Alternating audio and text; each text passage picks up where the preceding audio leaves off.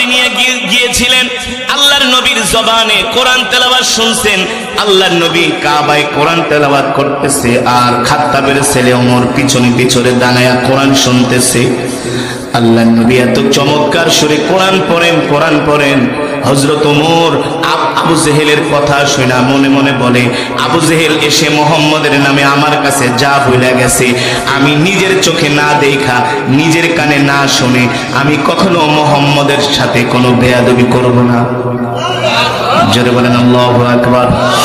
হযরত ওমর ছিলেন জ্ঞানী মানুষ, শিক্ষিত মানুষ, আর আবু জেহেল ছিলেন মূর্খ। কি আবু জেহেল মানে কি? জোরে বলেন। আবু জেহেল হলো মূর্খের বাপ। আবু জেহেল ছিলেন মূর্খ, আর ওমর ছিলেন জ্ঞানী। আল্লাহু আকবার। এই কারণে একটা প্রবাদ বাক্য আছে, মূর্খ বন্ধুর চেয়ে শিক্ষিত শত্রুও ভালো। সমাজের ভিতরে মূর্খ আপনাকে একটা গালি দিব, কোনো চিন্তা ভাবনা করবে না, কিন্তু একটা শিক্ষিত মানুষ চিন্তা করবে আমি তাকে অপমান করব, কিন্তু সে কোন লেভেলের মানুষ। ঠিক কিনা বলেন?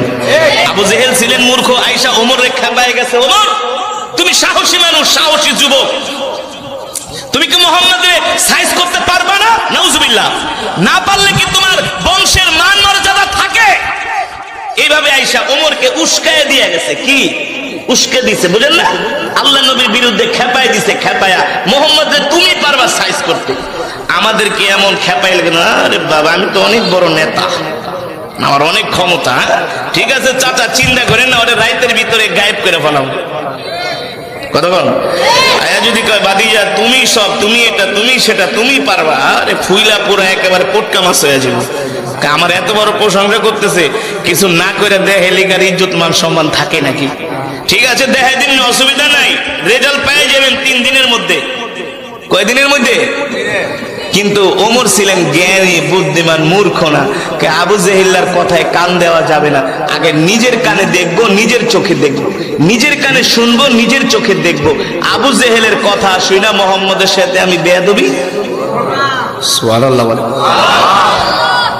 তার মানে কি আল্লাহ তাআলা ওমরকে হেদায়েত দিবে,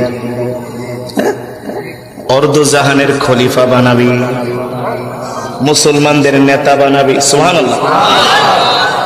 ওমর চিন্তা করলো আমি রাত্রবেলা যাব মুহাম্মদের তেলাওয়াত শুনতে, দিনের আলোতে না, তাহলে তো মক্কার মানুষ দেখবে।